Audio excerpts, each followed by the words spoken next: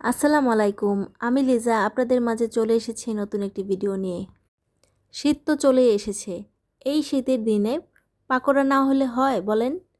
বাঙালি বলে কথা, সবাই একটু ভাজা পোড়া বেশিই পছন্দ করি। তাই আজকে চলে আসলাম আপনাদের মাঝে ফুলকপি পাকোড়া নিয়ে। কম বেশি আমরা পাকোড়া সবাই বাসায় করে থাকি। প্রথমেই ফুলকপি ভালো করে ধুয়ে ছোট ছোট পিস করে কেটে নেব। তারপর পানিতে ভালো করে ফুটিয়ে হালকা সিদ্ধ করে নিব। আমি তো প্রথমেই বেসন গুলিয়ে নিয়েছিলাম।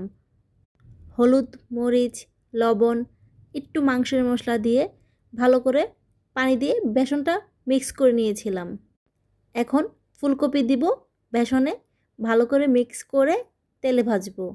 মচমচে পাকোড়া, স্বাদে মানে পুষ্টিতে ভরপুর।